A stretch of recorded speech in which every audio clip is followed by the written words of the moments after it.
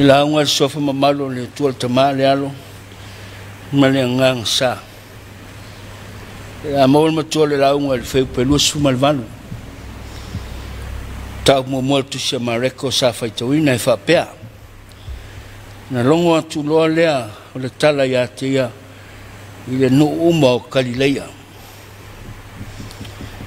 o au mafaufonga fale nganga le nitaya lo mau maili mai aso le neioni tu se la le leo fa peolo na autu tala noa I mea le lei tala noa I mea le lei converse positively mua ngana le atu nuu o na tala noa I fa matalanga o tala I le ini mai ai le lea ma fea vea I al matang palal mai le palal tala o tamal tangata I whanga I upu matala tama man fili lei whanga I funga o lao e se tusi satu si estasi o tamari I longa o le anganu whapelo na utala whaitaringa au pā leo toi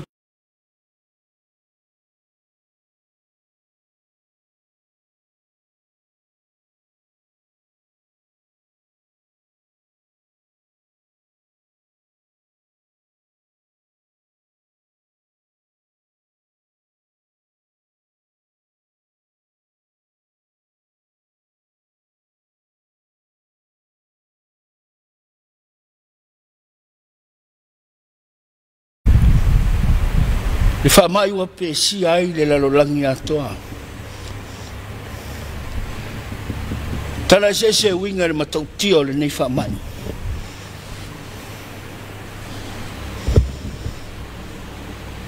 I le ngata ina le aisona mai fō telo le soifu o mau mau.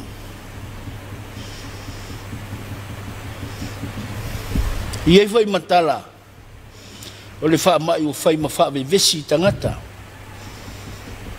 Ngata I leo whaalongo maustai. Ma tangata wholo ave se ina. Tau mawhainga o tonga fiti ali mata mai tai fo mai. Pui ai le wha mai. Mi se tala wa whai. Ma wala le te ena yo nei puinga. Pei tai o le wai Samoa. E muri ai whalau I loa mai e le official se I fua maroloina. Ma le tātou malo au fia tala e whea vea I le matangi. E mese o tala ese. Tala e whaatupu. Ma wala whanei ona pō. Wa avea ma whaatupu popole I a Samoa. E ui ai na rei vai tino I ai.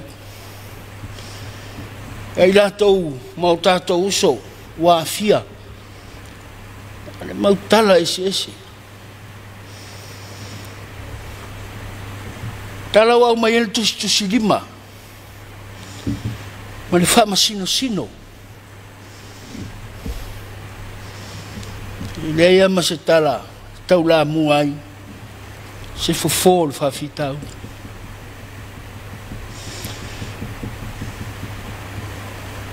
Mon maua mareko tu sa faitawina I matau mua fa manino an fe mua mareko le fa mafa lan tusi la na moni mau ya Yesu Keriso o yo le ano le tu son of God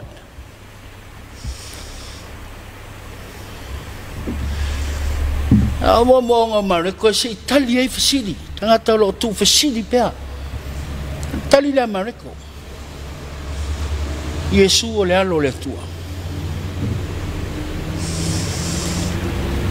Amatan tau pule mo. Tala ya Yohane el Baptiso. Malana ngā luenga e whaalau I loa ala o le li.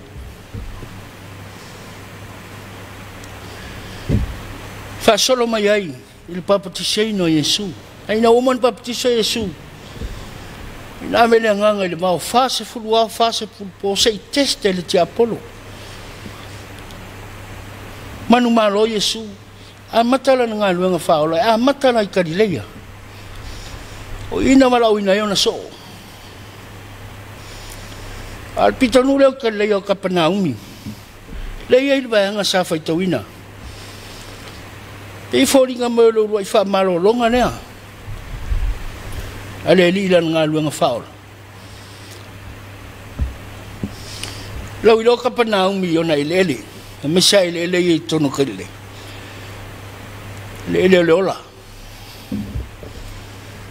Lele wha moe lau whai. Wha toanga. Ngā whai whasusu al tūroto karile. Tumutumu e whai whatoanga. Tau whao le molola le leo lātou whatoa.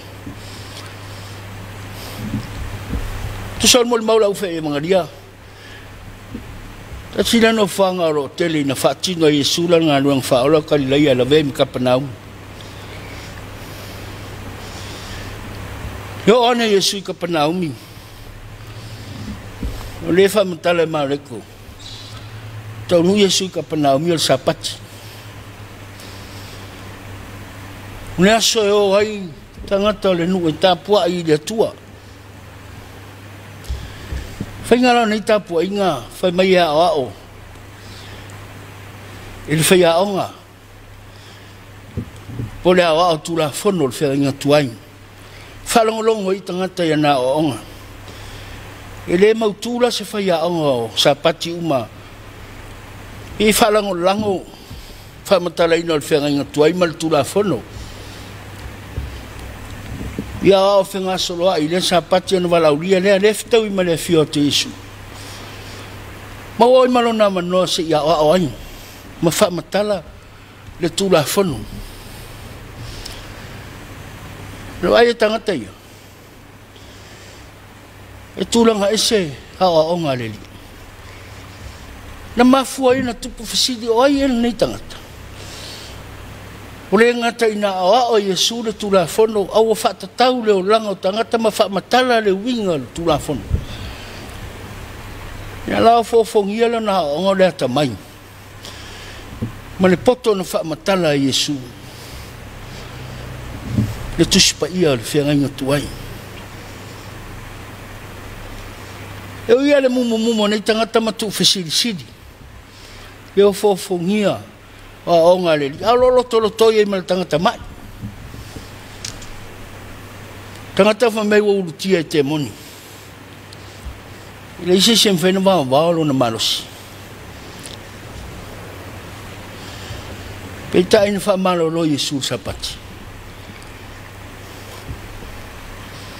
O ia ina saa na whaini ngā luenga sapati. Mina whamalo lo Yesu tangata urufia e te moni. Wāti di ai. E tene tala Yesu matu whasiri-siri aile. E la mafuanga le tau whamatala e mariko. O le alo le tua. O Yesu o le alo le tua. O le tua o le utino tangata. Pamitalanga mariko. O malia le whalongo. O malia le wai. Mauru whawhol tāpua inga. Se io e momoli le tala o le ola. E tala ia Yesu Keriso. Le pule ai wana whai ai wawe. Tau tala mai pe o se tangata o e le pule. Au ai le nei tangata. Le tau matena o whanifesidi. E leo le atali e leo kamuta. Tau whaasino lon whaasino manga. Antalia male, le alo le tua. Yesu lea. Le atua wa liu tin tangata.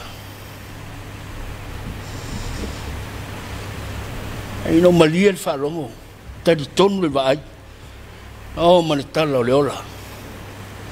Se i tau atu, ma tā lai atu. Ale si mea matau tia le wawenga le. Wale wana ilo e nganga le anga Yesu. E mele tana tangata lea, e ala mai a nganga, leang. E sau e whaafano i mato. Sa moa ni te ao, malau whaafong. Whiau fwela le tala lei mo i tātou uma. Sau ni ato ulu whafo i whiau, matiuto le nei aso. Tātou oma le tala le lei, le tala sao.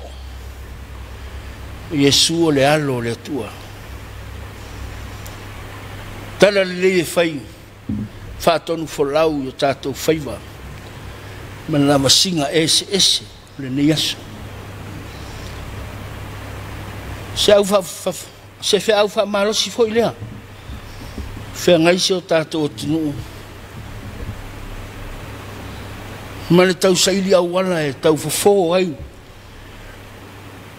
Le pepesi al COVID. Io o mai o tātou lau whanua.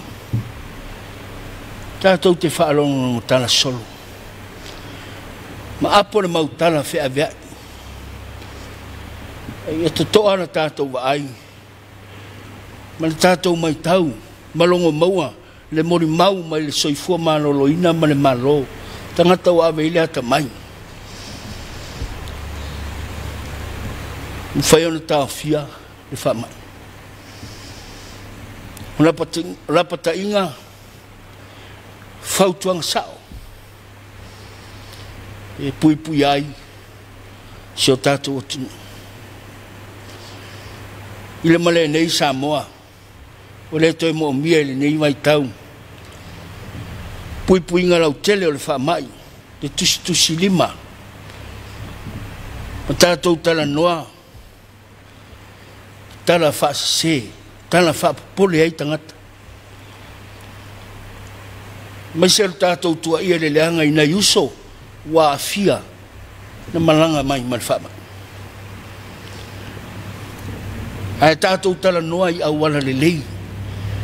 Ma awala sao. Rapata inga ma whautuanga. Maru ai Samoa. Oala nao le tua. Le mawhaina fo ia le whawhitau. A tātou tautu wai. E tātou mamori ma longo le tala sao. Le tala e whamaite le nganga o le tua. Tala e me whai ma whasoa soani. Mō tātou uma. Tala o ngā ruru e whaatasi. Tala o le whelangane ngā lea. Ma tala o le ave manino le puipuinga. Malu ai Samoa. E leo tala se. Tala e whaatupu ai le vesi. Ma tala e tātou te tua ia isi. Oi waleanga, oi waleanga o tātou uma. Oi wale leivi ia le tua. Tātou o mane tala ia Yesu ke biso. E tala nā mata mai tono ele o Israelu. Le nu fola ina. Tala na o mai Samoa le afe varu se lau tolu se fulu.